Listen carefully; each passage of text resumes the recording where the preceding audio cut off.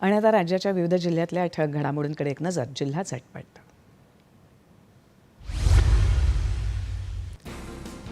गणेश मूर्ती विसर्जनासाठी नागपूर मनपा सज्ज. शहरात 209 ठिकाणी 419 कृत्रिम तलावांची व्यवस्था. स्वच्छतेकडे विशेष लक्ष.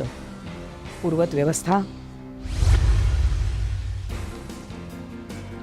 नाशिक जिल्ह्यात बागलाण तालुक्यातील मुंजवाड विद्यालयात महिला सबलीकरण देखाव्यासह गणपतीची स्थापना. देखावा बघण्यासाठी भाविकांची मोठी गर्दी. नागपुरात मोठ्या उत्साहात मुस्लिम बांधवांतर्फे ईद-ए मिलादनिमित्त विविध ठिकाणी कृतज्ञता रॅलीचं आयोजन.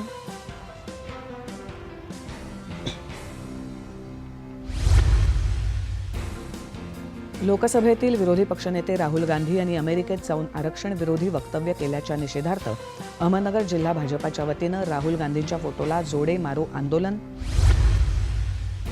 निसर्गकवी ना.धो. महानोर यांच्या जयंतीचं औचित्य साधत 10 जांभूळ वृक्ष लावत संभाजीनगर जिल्ह्यातील बहुली गावाचं महानोरांना अनोखं हरित अभिवादन.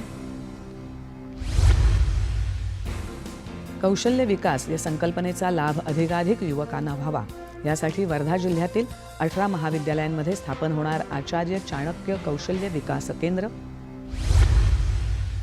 सांगली जिल्ह्यात वाहतुकीचे नियम मोडणाऱ्यांकडून वाहतूक पोलिसांच्या कारवाईत 10 लाख रुपयांचा दंड वसूल.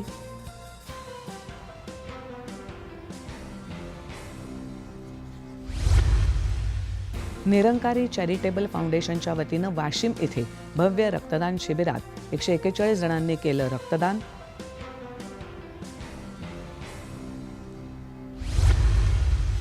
आणि पुणे बंगलोर महामार्गावर लवंदी घाटात वाहन एकमेकांवर आदळून झालेल्या भीषण अपघातात 3 जणांचा मृत्यू, अनेक जण जखमी.